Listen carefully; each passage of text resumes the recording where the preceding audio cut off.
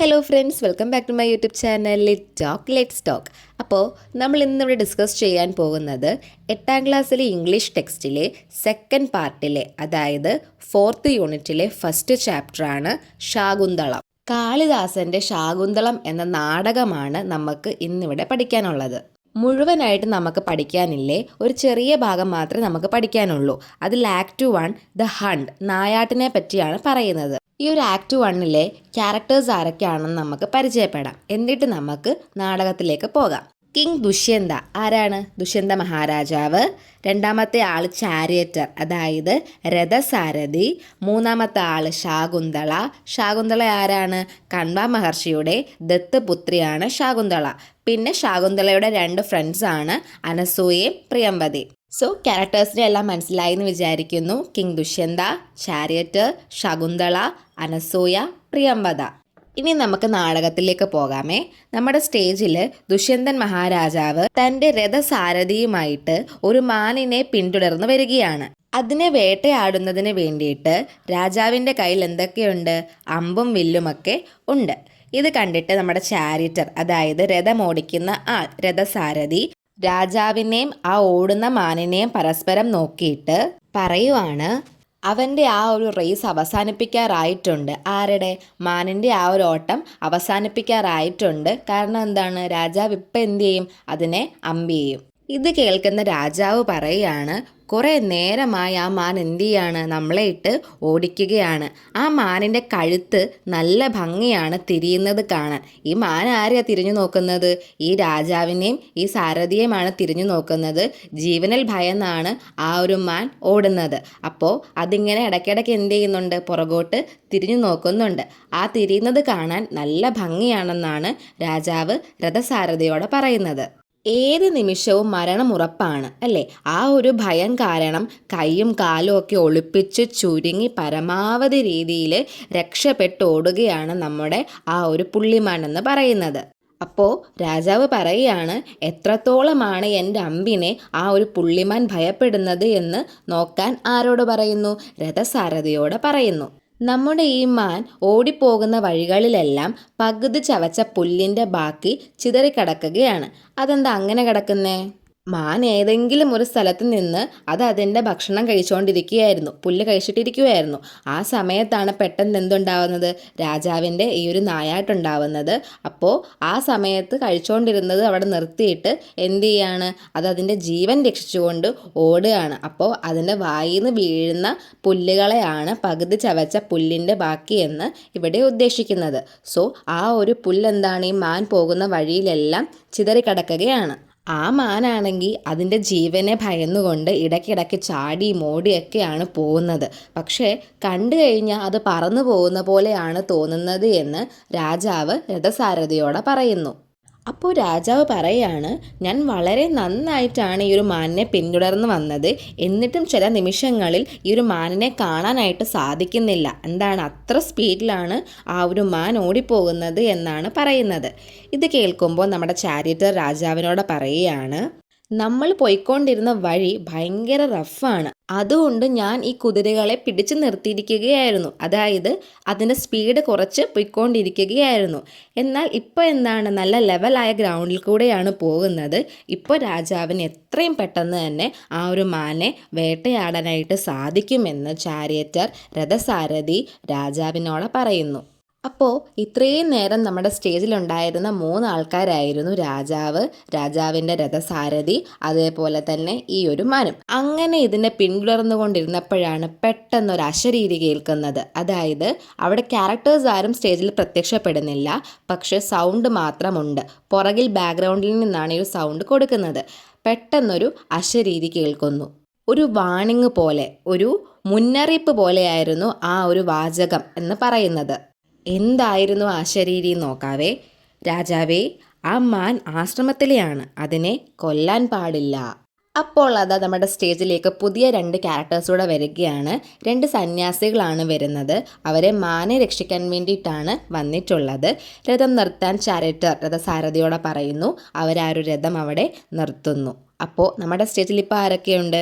ഈ സന്യാസികളും ആ ഒരു രാജാവും ആ രഥസാരഥിയും ഉണ്ട്. അങ്ങനെ രഥം നിർത്തിയിട്ട് സന്യാസികൾ ചോദിക്കുകയാണ്, ആശ്രമത്തിലെ പുള്ളിമാനാണത്, എന്തിനു വേണ്ടിയിട്ടാണ് ആ കുഞ്ഞു ജീവനെ കൊല്ലുന്നത്? ആ ഒരു അമ്പിൻ്റെ മൂർച്ച ആ സാധുജീവി എങ്ങനെ സഹിക്കും? അപ്പോൾ ഇത് കേൾക്കുമ്പോഴത്തേക്ക് നമ്മുടെ രാജാവ് എന്ത് ചെയ്യുന്നു, ആ ഒരു അമ്പും വില്ലും ഒക്കെ വെക്കുന്ന പുറയിലത്തെ ബാസ്ക്കറ്റ് ഇല്ലേ, അതിലേക്ക് തിരികെ വെക്കുന്നു. എന്നിട്ടും സന്യാസിമാർ തുടരുകയാണ്, പാവങ്ങളെ പ്രൊട്ടക്റ്റ് ചെയ്യാൻ, സംരക്ഷിക്കാൻ വേണ്ടിയാണ് രാജാക്കന്മാർക്ക് എന്ത് കൊടുത്തിട്ടുള്ളത്, വെപ്പൺസ്, ആയുധങ്ങൾ കൊടുത്തിട്ടുള്ളത് എന്നൊക്കെ പറയുന്നു. ഇതൊക്കെ കേൾക്കുന്ന പാടെ എന്താണ്, അതെല്ലാം മനസ്സിലാക്കിയിട്ടാണ് നമ്മുടെ രാജാവ്, ഏത് രാജാവ്, ദുഷ്യന്തൻ രാജാവ് അമ്പ് തിരിച്ച് വെക്കുന്നത്. ആ ഒരു കാര്യം നമ്മുടെ രാജാവ് ചെയ്തതിന് നമ്മുടെ സന്യാസിമാർ രാജാവിന് നല്ലൊരു കോംപ്ലിമെൻറ്റും കൊടുക്കുന്നു. അതിനുശേഷം നമ്മുടെ രാജാവിനെ ബ്ലെസ് ചെയ്യുകയും ചെയ്യുന്നു. ആ ഒരു ബ്ലെസ്സിങ്ങിന് എന്ത് ചെയ്യുന്നുണ്ട്, നമ്മുടെ ദുഷ്യന്ത മഹാരാജാവ് നന്ദി പറയുന്നുണ്ട്. ശേഷം സന്യാസിമാർ വീണ്ടും തുടരുകയാണ്.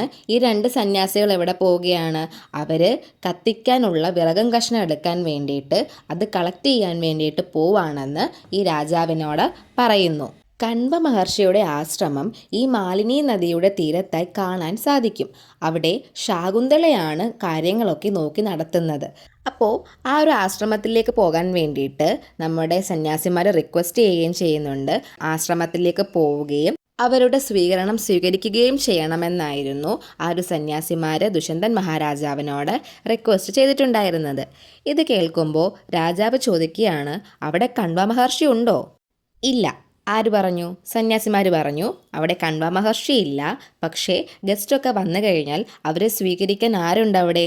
ശകുന്തളയുണ്ട് എന്ന് പറയുന്നു. കണ്വ മഹർഷി സോമതീർത്ഥ എന്ന് പറയുന്ന ഒരു പുണ്യസ്ഥലത്തേക്ക് പോയിരിക്കുകയാണ് എന്ന് പറയുന്നു.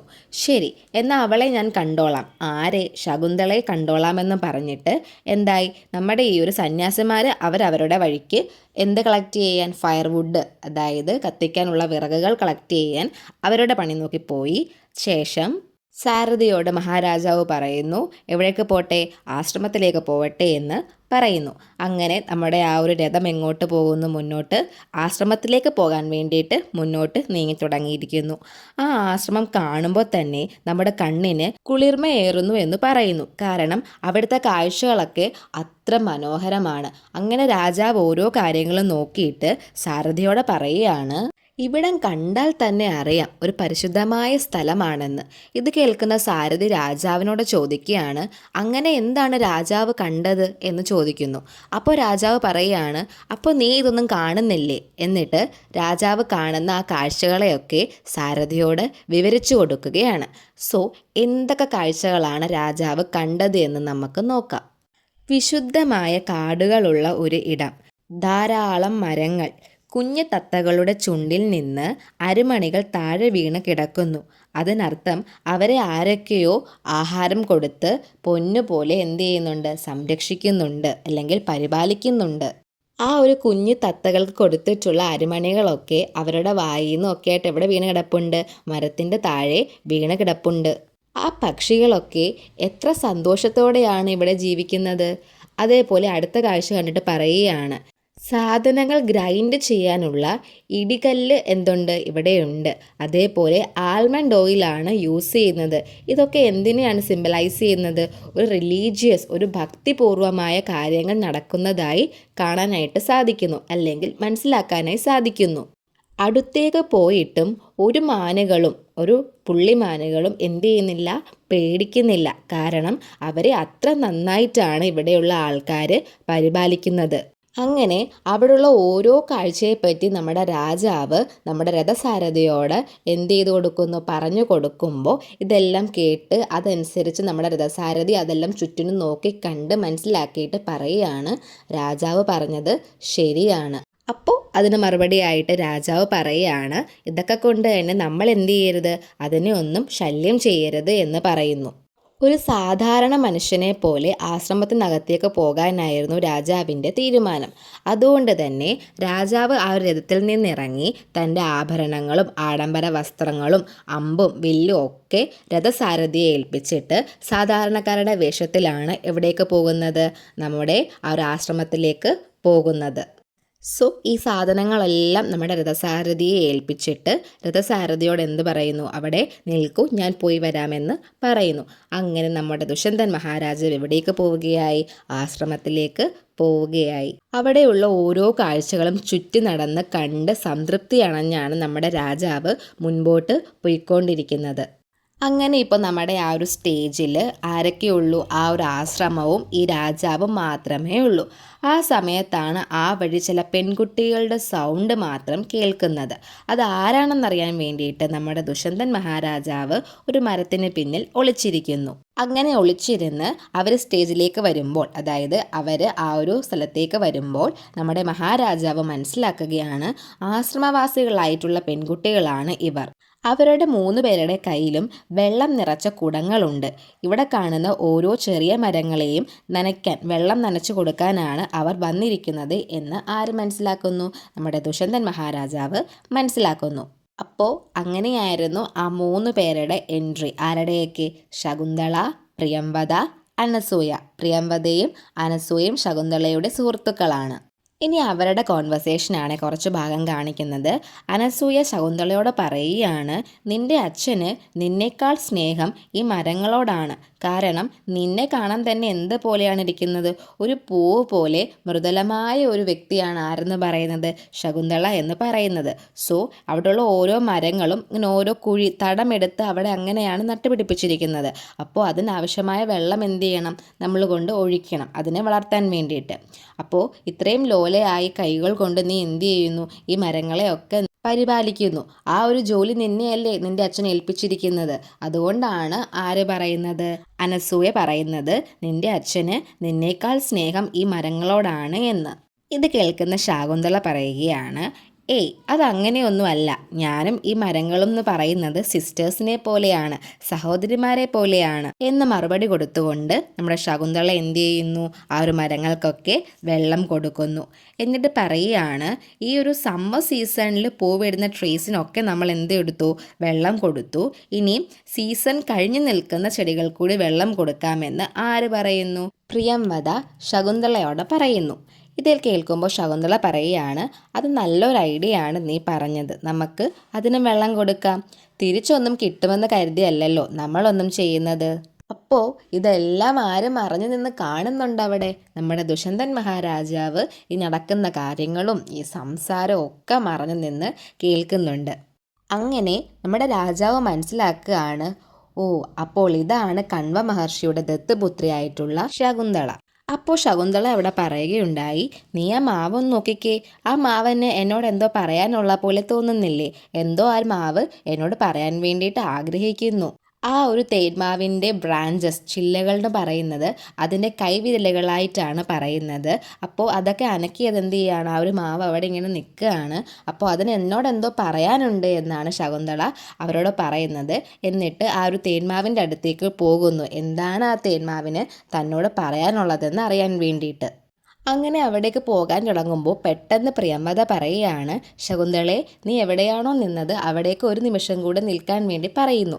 അപ്പോൾ ശകുന്തള ചോദിക്കുകയാണ്, അതെന്തിനു വേണ്ടിയിട്ടാണ്? നീ അവിടെ നിന്നപ്പോൾ ആ തേന്മാവ് പടർന്നു കയറിയ വള്ളിച്ചെടികൾ പോലെ ഉണ്ടായിരുന്നു നിന്നെ കാണാൻ വേണ്ടിയിട്ടെന്ന്. അത്ര മനോഹരമായിരുന്നു നീ അവിടെ നിന്നപ്പോൾ നിന്നെ കാണാനായിട്ട്.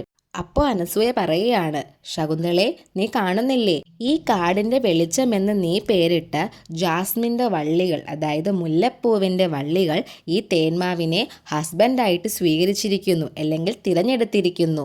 അപ്പോൾ ശകുന്തള പറയുകയാണ്, വെറുതെ അല്ല നിന്നെ എല്ലാവരും ഫ്ലാറ്ററർ എന്ന് വിളിക്കുന്നത് എന്ന് എനിക്കിപ്പോൾ മനസ്സിലായി. ഫ്ലാറ്ററർ എന്ന് വെച്ചാൽ നമ്മൾ സൂപ്പിക്കാൻ വേണ്ടിയിട്ട് ഓരോന്ന് പറയില്ലേ, അവരെയാണ് നമ്മൾ ഫ്ലാറ്ററർ എന്ന് പറയുക. ഇത് കേൾക്കുന്ന രാജാവ് പറയുകയാണ്, എന്തായാലും ആ ഒരു ഫ്ലാറ്ററർ കറക്റ്റാണ്. കാരണം ശകുന്തളയെ കാണാൻ എങ്ങനെയാണ്? വളരെ മനോഹരമാണ്. അതേപോലെ വളരെ ലോലയായൊരു പെൺകുട്ടിയാണ് ആര്? ശകുന്തള എന്ന് പറയുന്നത്. അവളെ കാണാൻ വേണ്ടിയിട്ട് ഒരു തളിര് പോലെയുണ്ട്. അവളുടെ ചുണ്ടുകളാണെങ്കിലോ ചുമന്ന നിറത്തിൽ വിരിഞ്ഞ് തെളിഞ്ഞു നിൽക്കുന്നു. ഒരാളെ ആകർഷിപ്പിക്കുന്ന തരത്തിലുള്ള വളരെ നല്ലൊരു മനോഹാരിത ശാകുന്തളയ്ക്കുണ്ട് എന്ന് ആര് പറയുന്നു? നമ്മുടെ ദുഷ്യന്തൻ മഹാരാജാവ് അവിടെ നിന്ന് പറയുകയാണ്. ഒരു പൂ വിരിഞ്ഞു നിൽക്കുന്നത് പോലെയാണ് ശകുന്തള എന്ന് അവിടെ നിന്ന് മഹാരാജാവ് മനസ്സിൽ വിചാരിക്കുക അല്ലെങ്കിൽ തന്നോട് പറയുകയൊക്കെ ചെയ്യുകയാണ്. ഇതെല്ലാം ഒളിഞ്ഞു നിന്നാണ് നമ്മുടെ ദുഷ്യന്തൻ മഹാരാജാവ് കാണുകയും കേൾക്കുകയും മനസ്സിലാക്കുകയും ചെയ്യുന്നത് എന്ന് മറന്നു പോവല്ലേ. അങ്ങനെ ശകുന്തള മുല്ലവള്ളിയുടെ അടുത്ത് പോയി നിന്നിട്ട് പറയുകയാണ്, എന്ത് ഭംഗിയുള്ള ജോഡിയാണ് നിർമ്മിച്ചേക്കുന്നത്. ആ ഒരു മുല്ലപ്പൂവ് യൗവനത്തിനെ കാത്തു സൂക്ഷിക്കുന്നു അല്ലെങ്കിൽ യൗവനത്തിനെ സൂചിപ്പിക്കുന്നു എന്ന് പറയുന്നു. അതേപോലെ ആ തേന്മാവിൽ മാമ്പഴങ്ങൾ അതിൻ്റെ ശക്തിയെ സൂചിപ്പിക്കുന്നു എന്ന് പറയുന്നു. അപ്പോൾ അനസൂയ പറയുകയാണ്, ഇവിടെ നോക്കിക്കേ, നിന്നെ എങ്ങനെയാണോ കണ്വ മഹർഷി വളർത്തിയിരിക്കുന്നത് അതേപോലെ കണ്വ മഹർഷി തൻ്റെ കരങ്ങൾ കൊണ്ട് കൈകൊണ്ട് നട്ട് വളർത്തിയിട്ടുള്ളതാണ് ഈ കാണുന്ന അവിടെ പടർന്നു കിടക്കുന്ന മറ്റൊരു ചെടി. നീ അവളെ മറന്നു പോയോ എന്ന് ചോദിക്കുന്നു. അപ്പോൾ നമ്മുടെ ശകുന്തള അങ്ങോട്ട് നോക്കിയിട്ട് പറയുകയാണ്, ഓ ഇതും നല്ല മനോഹരമായിട്ടുണ്ടല്ലോ. എന്നിട്ട് ശകുന്തള പറയുകയാണ്, പ്രിയംവദേ, എനിക്ക് നിന്നോടൊരു കാര്യം പറയാനുണ്ട്. എന്താണ് ശകുന്തളയ്ക്ക് പ്രിയംവദയോട് പറയാനുള്ള കാര്യമെന്ന് നോക്കാം. ഈ രണ്ടാമത് കാണിച്ച വള്ളിച്ചെടികളുണ്ടല്ലോ, അതിൻ്റെ ഒരു സീസൺ അല്ല ഇപ്പോൾ എന്ന് പറയുന്നത്. പക്ഷേ എന്നിട്ടും അതിനെ അടിമുടി തളിരണിഞ്ഞു നിൽക്കുന്നു. ആശ്രമത്തിൽ പ്രകൃതിയിലെ എന്തോ ഒരു അനുഗ്രഹം കിട്ടിയിരിക്കുന്നു. കാരണം കാണുന്ന കാഴ്ചകളെല്ലാം എന്താണ്, ശുഭമായതും മനോഹരമായതുമാണ്. ശുഭമായി എന്തോ നടക്കുന്നത് പോലെ എന്ന് ശകുന്തള ആരോട് പറയുന്നു? പ്രിയംവദയോട് പറയുന്നു. അപ്പോൾ പ്രിയംവദ പറയുകയാണ്, എനിക്കും നിന്നോടൊരു കാര്യം പറയാനുണ്ട്. എന്തായിരുന്നു അത്? നിന്റെ വിവാഹം എത്രയും വേഗം നടക്കാൻ പോകുന്നു. അതിൻ്റെ സിഗ്നലൊക്കെയാണ് ഈ കാണുന്നത്. പ്രകൃതിയിലുണ്ടായ ആ ഒരു ബ്ലെസ്സിങ്, അനുഗ്രഹം, അല്ലെങ്കിൽ അവിടെ കാണുന്ന ശുഭമായ കാഴ്ചകളൊക്കെ അതിൻ്റെ ഒരു അടിസ്ഥാനത്തിലാണെന്നാണ് ആര് പറയുന്നത്? പ്രിയംവദ പറയുന്നത്. എന്തെല്ലാം കാര്യങ്ങളെ അടിസ്ഥാനമാക്കിയ പറയുന്നത്? ആ ഒരു സീസൺ കഴിഞ്ഞിട്ടും ആ ഒരു വള്ളിച്ചെടി എന്താണ്, വളരെ ഭംഗിയായിട്ട് തളർത്ത് നിൽക്കുന്നു. അതേപോലെ ആ ഒരു മുല്ലവള്ളി ആ തേന്മാവിനെ അതിൻ്റെ ഹസ്ബൻഡായിട്ട് കൈവരിച്ചിരിക്കുന്നു തുടങ്ങിയ ഒരുപാട് ശുഭമായ കാഴ്ചകൾ അവർ കണ്ടു. അതേപോലെ അതെല്ലാം പ്രകൃതിയിൽ നിന്ന് കിട്ടുന്ന ഒരു വലിയ ബ്ലെസ്സിങ് ആയിട്ട്, അനുഗ്രഹമായിട്ട് ഫീൽ ചെയ്യുന്നു. അതിൻ്റെ അടിസ്ഥാനത്തിലാണ് പ്രിയംവദ ആ ഒരു സന്തോഷ വാർത്ത പറയുന്നത്. അതുകൊണ്ടാണ് ശകുന്തള അതിന് വെള്ളമൊഴിക്കുന്നത് എന്ന് അനസൂയ പ്രിയംവദയോട് പറയുന്നു. അപ്പോൾ ശകുന്തള എന്ത് ചെയ്യാണ്, ആ ഒരു വള്ളിച്ചെടിക്ക് വെള്ളം കൊടുക്കുകയും എന്നിട്ട് പറയുകയും ചെയ്യാണ്, ഇതെൻ്റെ സഹോദരിമാരെ പോലെയാണ്. ആരൊക്കെ? അവിടെയുള്ള എല്ലാ മരങ്ങളും ചെടികളും ആരുടെ സഹോദരിമാരെ പോലെയാണ്? ശകുന്തളയ്ക്ക് തൻ്റെ സഹോദരിമാരെ പോലെയാണ്. അപ്പോൾ എന്തുകൊണ്ട് ഞാൻ ഇതിന് വെള്ളം കൊടുക്കാതെ ഇരിക്കണം? അപ്പോഴാണ് ആ ഒരു മുല്ലവള്ളിക്കിടയിൽ നിന്ന് ഒരു വണ്ട് ആരുടെ നേർക്ക് വരുന്നത്? ശകുന്തളയുടെ നേരെ വരുന്നത്. ആ ഒരു വണ്ട് ശകുന്തളയെ വല്ലാതെ എന്ത് ചെയ്യുന്നുണ്ട്? ശല്യം ചെയ്യുകയും ചെയ്യുന്നുണ്ട്. ഇത് കണ്ടിട്ട് നമ്മുടെ ശകുന്തള പ്രിയംവദയോടും അനസൂയയോടും പറയുകയാണ്, ഷോ, നിങ്ങളിങ്ങനെ നോക്കി നിൽക്കാതെ എന്നെ ഇതിൽ നിന്നൊന്ന് രക്ഷപ്പെടുത്തൂന്നേ. ഇത് കേൾക്കുമ്പോൾ അനസൂയയും പ്രിയംവദയും പറയുകയാണ്, ഞങ്ങൾ എന്തിനു നിന്നെ രക്ഷപ്പെടുത്തണം? അല്ലെങ്കിൽ ഞങ്ങൾ എന്തിനു നിന്നെ സേവ് ചെയ്യണം? നീ എന്ത് ചെയ്യൂ? നീ ദുഷ്യന്തൻ മഹാരാജാവിനെ വിളിക്കൂ. നിന്നെ രക്ഷിക്കാൻ വേണ്ടിയിട്ട് നീ ആരെ വിളിക്കൂ?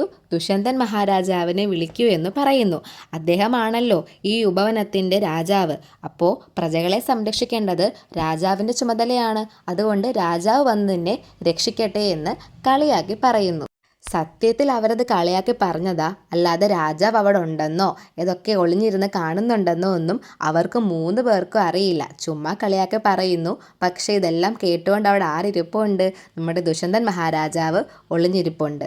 ഈ ഒരു ഭാഗത്തോടു കൂടി നിങ്ങൾക്ക് പഠിക്കാനുള്ള ഒരു പോർഷൻ അല്ലെങ്കിൽ ആ ഒരു ചാപ്റ്റർ തീർന്നിരിക്കുകയാണ്. ഈ കഥ ഇവിടെ അവസാനിക്കുന്നില്ല, ഇനിയും കഥകളുണ്ട് ഇതിൻ്റെ ബാക്കി. പക്ഷെ നിങ്ങൾക്ക് പഠിക്കാൻ ഇത്രയേ ഉള്ളൂ. അപ്പോൾ ഈ കഥ മനസ്സിലായിട്ടുണ്ടെന്ന് വിശ്വസിക്കുന്നു. എന്തെങ്കിലും ഡൗട്ട്സ് ഉണ്ടെങ്കിൽ കമൻറ്റ് ബോക്സിൽ അറിയിക്കുക.